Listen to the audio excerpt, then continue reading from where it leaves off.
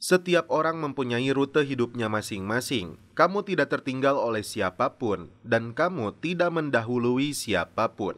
Kembali lagi bersama saya Stephen. Seperti biasa jangan lupa siapkan apa? Ya tentunya Kopai dan Utbray untuk menemani kalian dalam menonton alur cerita film ini. Selamat menyaksikan dan celepot!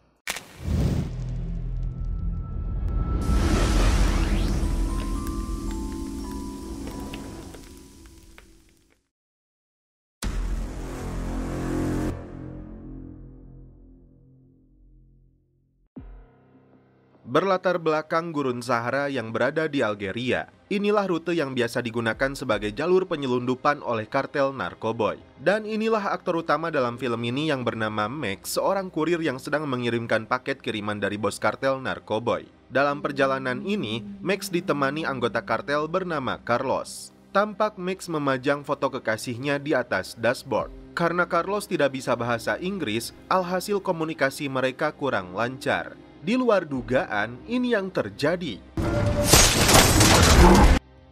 Rupanya, Max dan rekannya diserang oleh kelompok militan. Apa? Di sini Max bicara dengan pimpinan mereka agar melepaskan dirinya karena ini jalur yang biasa dia lalui. Dia mengaku bekerja untuk kartel dari Guinea-Bissau. Setelah melihat ke arah langit, di luar dugaan, ini yang dia lakukan. Anggota militan yang bernama JJ ini memaksa Max untuk memasukkan kembali kantong uang dan paket narkoba yang dia bawa ke dalam mobilnya. Belum jelas apa alasan JJ membunuh rekan-rekannya sendiri. Max lalu dipaksa untuk menjadi supir. Di bawah todongan pistol, mereka melanjutkan perjalanan. Scene berpindah ke pegunungan Kaukasus, Rusia. Berbeda dengan Gurun Sahara, rute ini biasa digunakan oleh para mafia Rusia. Kali ini seorang bos mafia Rusia bernama Oksana memberi perintah kepada kelompok setempat untuk membawa paket yang diduga sebagai barang berbahaya menggunakan keledai. Namun Oksana mengingatkan, dua paket tersebut tidak boleh berdekatan. Kembali ke Max yang mengaku kepada JJ bahwa paket yang dia bawa itu akan dikirim ke Beirut menggunakan pesawat dari Libya. Karena Max dianggap berhutang kepadanya, JJ memaksa Max untuk mengantarnya ke Benghazi. Tak berselang lama, di depan mereka ada dua mobil patroli polisi dan karena Max sudah terbiasa menghadapi mereka, JJ kemudian bersembunyi di jok belakang. Tapi jika dia macam-macam, JJ mengancam akan menembaknya dari belakang.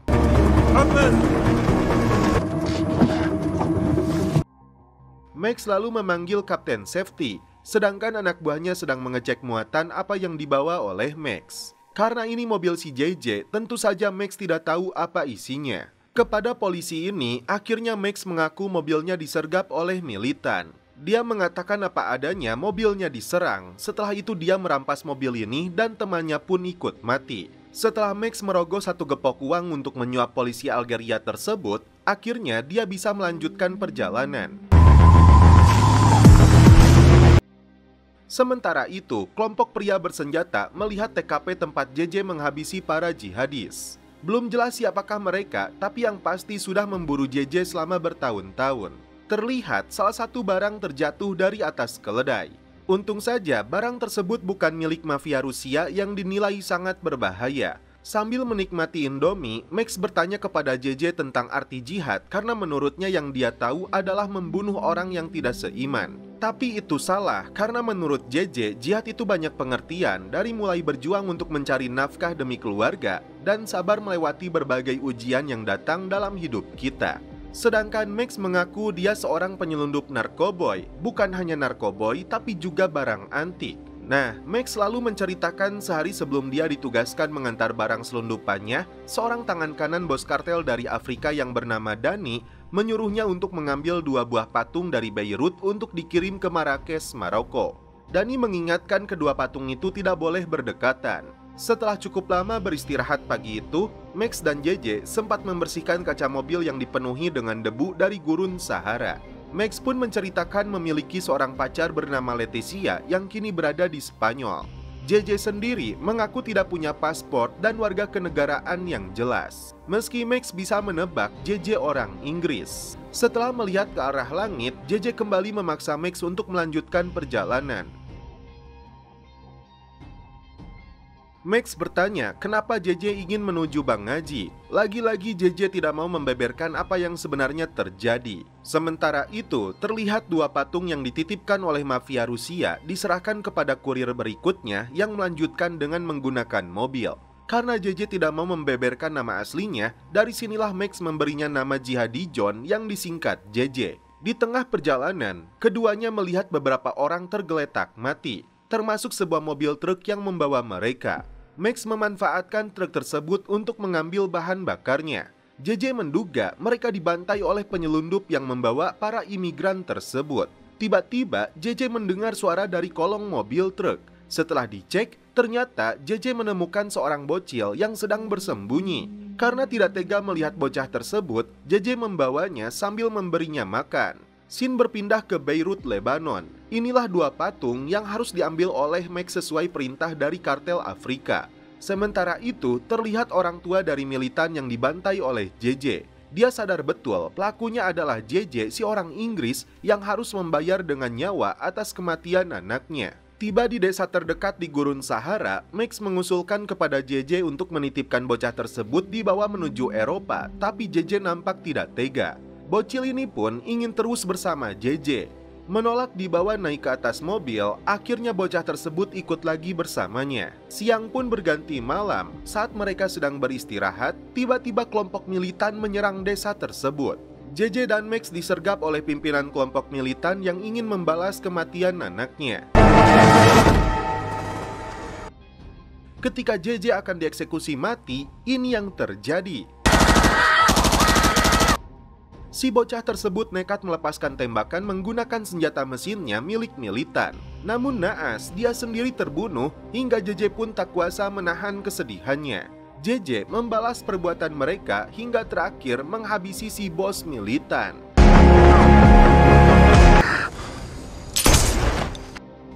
Sedangkan Max yang tidak biasa memegang senjata hanya melihat dari kolong mobil.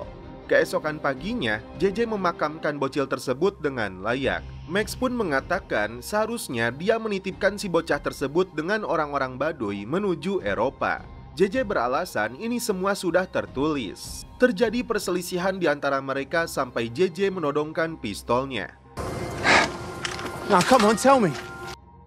Terungkap kenapa JJ selalu melihat ke arah langit, ternyata bukan untuk melihat petunjuk, tapi melihat adanya sebuah drone dan terbukti kembali muncul drone tersebut yang diterbangkan oleh komplotan pria bersenjata yang sedang memburu JJ.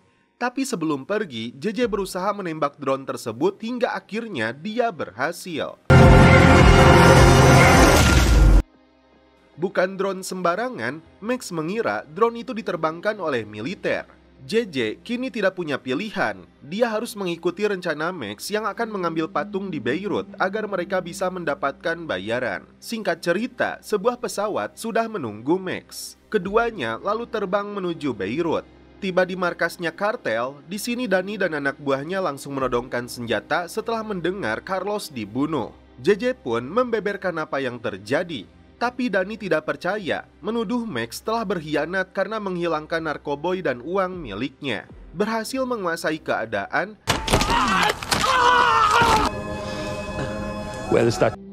setelah itu JJ dan Max kabur dari markas tersebut sambil membawa kedua patung. Di sini Max diberitahu agar kedua patung tersebut tidak boleh berdekatan. Terungkap di sini, isi kedua patung tersebut adalah uranium nuklir. Di sebuah universitas yang berada di Lebanon, di hadapan para mahasiswa, seorang ahli nuklir bernama Dr. Cassandra sedang memberikan materi tentang bahaya nuklir. Setelah kelasnya berakhir, seorang agen dari BNN-nya Beirut bernama Khalid datang menemuinya. Dia membutuhkan bantuan Cassandra terkait dengan penyelundupan nuklir. Sementara itu, Max dan JJ masih berusaha kabur dari kejaran kartel. Mereka tidak tahu di dalam patung tersebut isinya adalah uranium. Yang Max hanya tahu mereka harus menjauhkan kedua benda tersebut. Terus berlari dari satu gedung ke gedung yang lain, komplotan kartel itu terus melakukan pengejaran.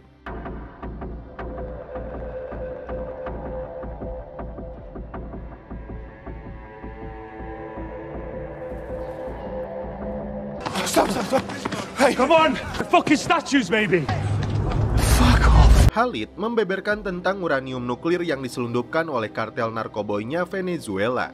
Orang-orang nuklir itu dianggap sangat berbahaya karena sumber informannya mengatakan jumlahnya mencapai 50 kilo.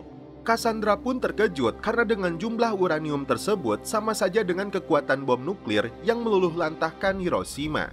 Masuk ke dalam bangunan kosong, Max dan JJ berhasil bersembunyi dari kejaran kartel. You threw your gun at him. Told you, I don't kill people.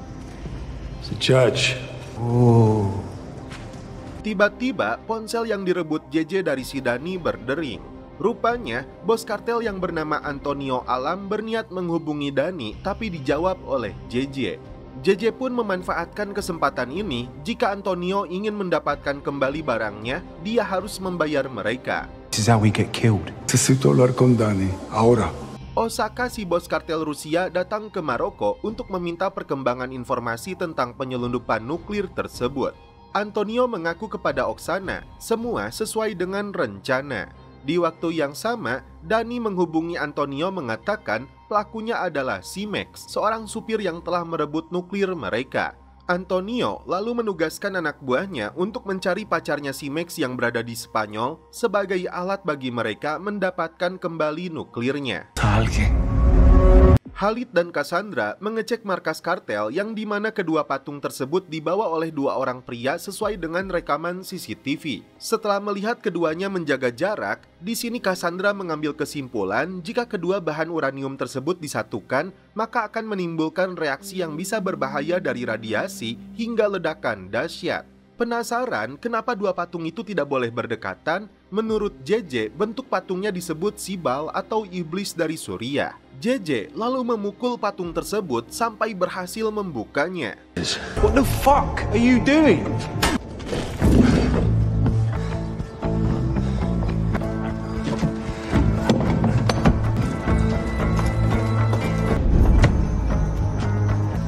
This is what I was moving for the cartel. JJ memberitahu Max agar dia menghubungi bosnya untuk mendapat imbalan 1 juta pon jika ingin mendapatkan kembali barang tersebut. Antonio pura-pura setuju 1 juta pon untuk setiap patungnya. Tapi Max harus datang ke lokasi yang dia kirimkan. Mereka belum tahu apa isi patung tersebut. Did he say what it was? Nah, he wants to meet at 7. Ages. £1 million. Bukan dokter ahli nuklir sembarangan, ternyata Cassandra seorang agen rahasia yang menyelidiki kasus penyelundupan. Setelah mendapatkan informasi, keduanya kembali menyelidiki. We can be two things at once, right? From Rafat, my source. Singkat cerita, Max dan JJ sudah tiba di lokasi yang ditentukan oleh Antonio. Mereka tiba lebih dulu untuk memastikan tidak ada jebakan. What do you want to do when they turn up? Do you hear that? Max kembali dihubungi Antonio untuk menyerahkan kedua patungnya karena di dalamnya terdapat nuklir. Jika dia menolak, maka pacarnya akan dihabisi. If you don't bring me my cargo. I understand. Very well. Tiba-tiba mereka kembali disergap oleh si Dani dan komplotannya. Uranium. I'm not smuggling fucking uranium, Max. No way. I mean, Mira quién me encontré. You can speak to Alam now, Danny, yeah? You think you were going to hold Antonio Alam to ransom? you got your stuff. That's uranium? Di waktu yang sama, tim kepolisian di bawah pimpinan Khalid menyergap lokasi tersebut hingga baku tembak pun terjadi. Karena si Dani mengancam akan menyakiti pacarnya, ini yang Max lakukan. Fuck. Keduanya kembali kabur di saat tim polisi masih baku tembak dengan komplotan kartel. Saat itulah, Cassandra yang sedang berjaga di luar melihat pelarian mereka lalu berusaha mengejarnya. Max, think they're after the uranium. Oppenheimer, Bob. You shut up and stay back! Di dalam gedung kosong tersebut, JJ tiba-tiba mengaku sebagai Muhammad Aji, si penghancur dunia. Setelah berhasil melumpuhkan Cassandra, keduanya kembali melanjutkan pelarian. Di sini, JJ sempat mengatakan ingin membawa patung tersebut kembali ke Suriah. Tapi Max tidak terlalu menghiraukan keinginannya itu. Need to go to Palmyra. Sementara itu, Khalid dan Cassandra kembali ke markas. Untung saja Cassandra hanya mengalami luka ringan di kepala. Orang yang mengejar JJ tiba di sana. Rupanya dia bernama Mark Ellis dari pusat CIA rekannya Cassandra. Max kembali menghubungi Antonio, mengaku telah membunuh Danny karena tidak sesuai dengan janjinya untuk memberikan 1 juta pon. Max disuruh menuju Suriah dan di sana dia akan menukar barang tersebut dengan pacarnya. Alhasil, Max pun setuju dengan ide JJ sebelumnya untuk menuju Suriah. Palmyra. Of course we can. Yes, mate. You got any water? Film mundur ke tahun 2014, tepatnya di Suriah, di mana JJ sudah bergabung dengan kelompok militan jihadis. Kala itu, JJ dekat dengan seorang wanita Suriah bernama Janet. Belum jelas apa yang terjadi dengan hubungan mereka selanjutnya, tapi sepertinya itulah yang mempengaruhi kisah hidup JJ sekarang. Kembali ke JJ dan Max yang mendapat perintah dari bos kartel Antonio Alam untuk terbang ke Maroko menyerahkan uraniumnya. Tapi JJ meminta Max untuk mengantarnya mengembalikan patung Baal ke tempat asalnya sesuai dengan tujuan mereka sebelumnya. Sementara itu, tim CIA sudah memegang identitas JJ yang bernama Muhammad Aziz, seorang pelaku kriminal yang keluar dari penjara lalu bergabung dengan jihadis di Suriah. Mereka melintasi perbatasan Suriah yang dikuasai oleh militan. Setelah mendapat informasi mobil yang digunakan JJ dan Max akan menuju Suriah, 2 agen CIA ini akan terbang ke sana untuk memburu mereka karena dianggap berbahaya membawa 50 kilo uranium nuklir. Tapi secara pribadi, Cassandra merasa ada yang ditutupi oleh si Mark. Tiba di sebuah pom, Max membayar uang kepada pemiliknya untuk menunjukkan sebuah peta. Keduanya diketahui berada di Palmyra dan harus bergerak untuk menuju pangkalan udara. Dan selanjutnya akan terbang ke Marrakesh, tepatnya Maroko. Max tidak memberitahu JJ bahwa pacarnya sedang disekap oleh Antonio Alam. Tak berselang lama, datanglah sebuah mobil militer dan karena itu mereka segera pergi dari sana.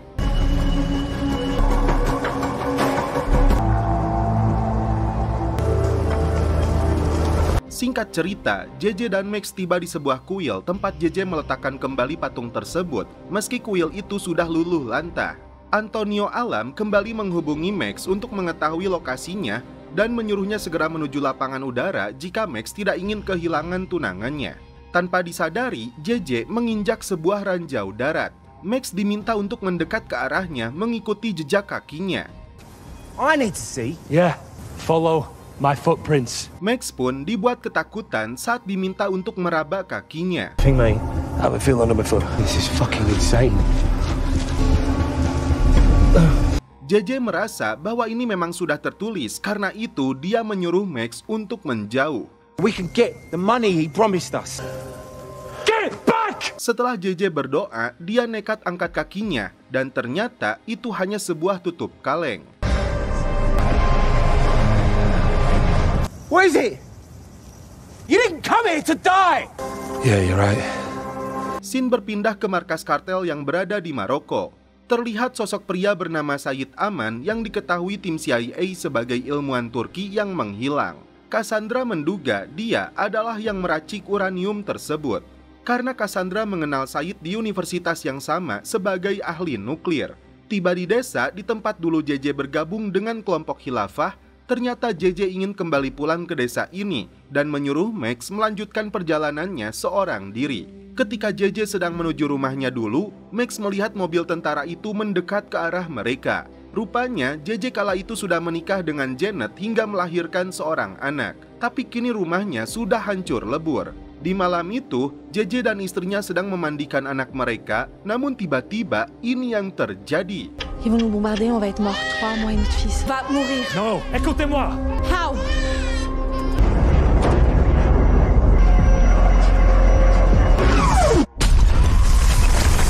Max bersembunyi dari tentara Suriah yang sedang mencari keberadaan mereka. Di depan makam istrinya, JJ berniat untuk bunuh diri, tapi Max segera mencegahnya. What the fuck are you doing? Tapi JJ tidak menemukan makam anaknya. It's not my boys. Find Kamal's grave. No. Disinilah Max memberitahu JJ, pacarnya diculik oleh kartel sebagai ancaman agar dia menyerahkan uranium itu.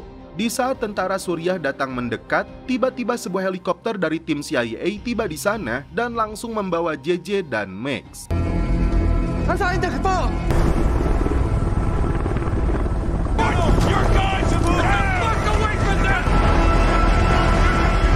Sementara itu, Antonio Alam didesak oleh Oksana yang ingin mengetahui perkembangan rencana mereka.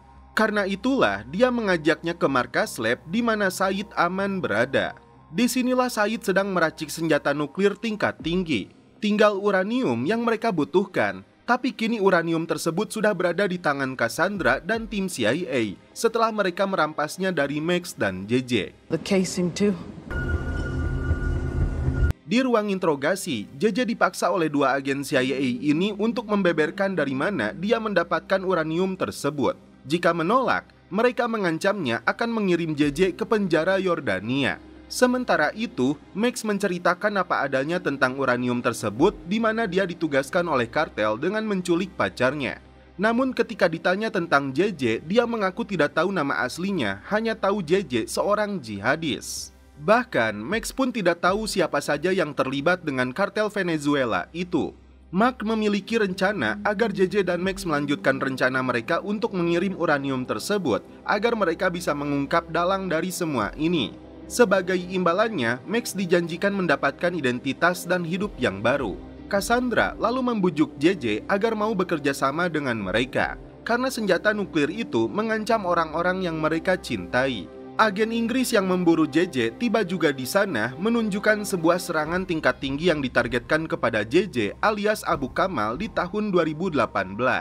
Agen Inggris ini heran kenapa JJ bisa selamat dalam serangan tersebut. Sudah menjadi rahasia umum karena Amerika pun sering melancarkan serangan seperti itu, tidak peduli dengan warga sipil tidak berdosa. Jadi, Inggris memang menargetkan JJ alias Aziz atau Abu Kamal karena dia dianggap sebagai jihadis ekstremis yang dijuluki penghancur dunia. Kedua lembaga intelijen ini sepakat untuk bekerja sama. Dia menunjukkan video anaknya JJ yang selamat dari serangan udara dan kini berusia 4 tahun. Dia berada di kamp pengungsi Italia. JJ dijanjikan bisa menemuinya kembali jika dia mau bekerja sama dengan CIA dalam mengungkap pemilik senjata nuklir tersebut. Singkat cerita, Max kembali menghubungi Antonio, mengatakan sedang dalam perjalanan menuju pangkalan udara setelah mobilnya mogok. Dan JJ sendiri pun ikut setelah menerima penawaran dari tim CIA.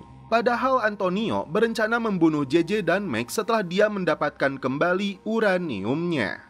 A menos que alguien los mate primero. Max dan JJ sudah mendarat di landasan udara Maroko. Max kembali berbicara lagi dengan Mark, si agen CIA yang menjanjikan identitas baru setelah Max menyelesaikan tugasnya untuk menyerahkan uranium tersebut kepada kartel. Saat itulah tim pasukan khusus CIA akan menyergap mereka. Tapi faktanya si agen CIA ini tidak peduli dengan nasib Max dan JJ karena mereka dianggap sebagai pengedar narkoboy dan militan yang tidak layak untuk dipikirkan nasibnya. Max dan JJ kemudian diantar ke lokasi markasnya kartel Antonio Alam. Sementara itu, Cassandra dan tim CIA melacak keberadaan mereka dengan alat yang mereka susupkan ke dalam tas yang berisi uranium. Max lalu berjalan menuju lokasi yang ditentukan oleh si kartel. Di sini, JJ sempat memberitahu Max untuk kabur dari sana karena dia tidak percaya dengan omongan CIA yang menjanjikan identitas dan kehidupan baru untuk mereka. JJ memilih akan menyelamatkan anaknya yang kini berada di kamp Italia. Tapi Max akan tetap masuk lebih dulu ke dalam markas kartel, sementara JJ menunggu di luar sampai dia memastikan Leticia pun baik-baik saja. Di sebuah pasar yang dipenuhi banyak orang, JJ berjanji akan menunggu Max. Karena melihat mereka berpisah, Cassandra segera pergi ke lokasi untuk bertemu dengan si JJ. Max lalu dibawa ke hadapan Antonio Alam. Di sini Max melihat tunangannya disekap oleh mereka. Leticia diancam akan dibunuh jika Max tidak segera membawa uranium yang satunya lagi. Sementara itu, Cassandra menemui JJ, mengungkapkan apa adanya jika dia akan diserahkan ke pihak Inggris setelah kasus ini terungkap. Disinilah JJ mengambil keputusan untuk lari dari sana. Alhasil, Max yang dikawal dua anggota kartel tidak berhasil menemukan keberadaan JJ di pasar tersebut. Di waktu yang sama, si mafia Rusia ternyata sudah mengetahui bahwa agen CIA sudah mencium rencana jahat mereka. Ketegangan pun terjadi antara Oksana dengan Antonio Alam karena semuanya makin runyam. Dalam pelariannya, JJ sempat masuk ke dalam masjid untuk menunaikan sholat. Sementara itu, Max kembali dikurung di dalam markasnya kartel Venezuela bersama Leticia. Max berjanji akan membawa Leticia keluar dari masalah ini, tapi Leticia terlanjur kecewa dan marah kepada Max. Sementara itu, seorang pria tua tunawisma rupanya menjadi mata-mata kartel yang mengawasi pergerakan JJ.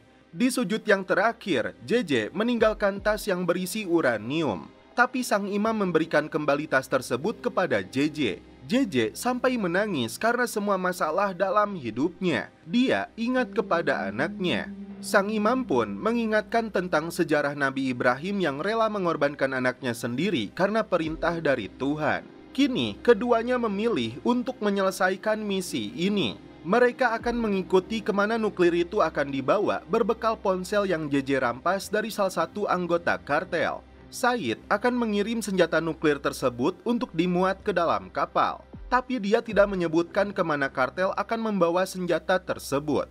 Mark dan timnya kehilangan jejak JJ dan Max karena tas yang mereka susupi alat pelacak ditinggalkan di atas gurun.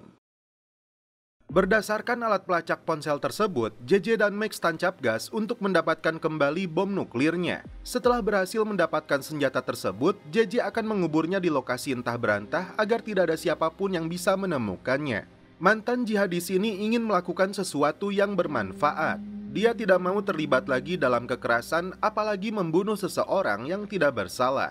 JJ ingin mengubah hidupnya menjadi seseorang yang lebih baik hingga suatu saat nanti anaknya akan bangga kepada dia. Sementara itu, kontainer yang dibawa oleh Said sudah tiba di pelabuhan Casablanca, tapi setelah menyadari ada yang tidak beres, Said memutuskan untuk pergi dari pelabuhan tersebut.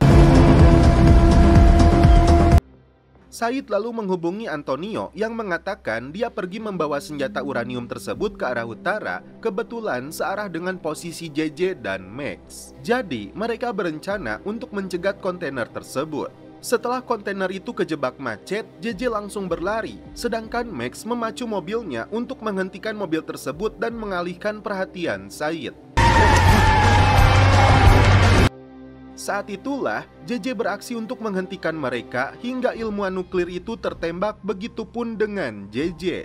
Sebelum mati, Said mengatakan kepada Cassandra ada nuklir lainnya. JJ membeberkan rencananya kepada Cassandra yang berencana menghilangkan nuklir itu di lokasi yang tidak bisa ditemukan siapapun. Awalnya, JJ ingin melakukan seorang diri, tapi Max memaksa untuk membantunya apalagi melihat JJ terluka. Cassandra pun setuju dengan rencana mereka asalkan mereka benar-benar menjalankan rencananya. Singkat cerita, Max dan tim CIA tiba di lokasi kontainer. Cassandra sudah tahu dengan rencana busuk rekannya ini, memanfaatkan Said untuk kepentingannya sendiri dengan memaksa Said menjadi informannya. Cassandra mengatakan si Antonio memiliki nuklir lainnya. Kini, Mark menyuruh Cassandra untuk pulang karena dia yang akan menyelesaikan kasus ini. Antonio mendapat laporan tentang matinya Said dan hilangnya uranium. Karena masalah tersebut, Antonio menyuruh si Oksana untuk kembali pulang ke London karena Antonio merasa Oksana terlalu jauh ikut campur. Tepat di sebuah gurun, Antonio mengatakan kepada Oksana ada muatan nuklir lainnya yang tidak orang lain ketahui dan ternyata ini yang dilakukan bos kartel ini. Di samping itu, JJ dan Max istirahat di sebuah gurun dan bertemu dengan seorang pria lokal di sana. Di sini Max memberitahunya bahwa yang mereka bawa itu senjata uranium. Tapi pria ini malah tertawa tidak percaya. JJ sempat penasaran apa yang akan terjadi jika dua potongan uranium itu disatukan. Mereka yakin akan terjadi sebuah ledakan besar. JJ sempat berpikir untuk menghancurkannya, dan itu sama saja dengan bunuh diri. Karena sudah terlalu lelah, mereka memutuskan untuk istirahat terlebih dulu. Keesokan paginya, ternyata si agen Inggris menemukan lokasi mereka. Rupanya, tim intelijen Inggris ini sudah membuntuti keduanya setelah meninggalkan pangkalan udara. Terungkap bahwa sebenarnya JJ adalah mantan mata-mata Inggris yang ditugaskan untuk masuk ke dalam kelompok jihadis. Namun yang terjadi, JJ malah dianggap berkhianat dan karena itu Inggris memburunya. JJ sendiri marah besar setelah melihat Inggris membunuh keluarganya. Untungnya anak JJ yang bernama Kamal selamat karena istri JJ melindunginya dalam serangan udara tersebut. Di luar dugaan, kelompok kartel tiba di sana hingga baku tembak pun tidak terelakkan lagi.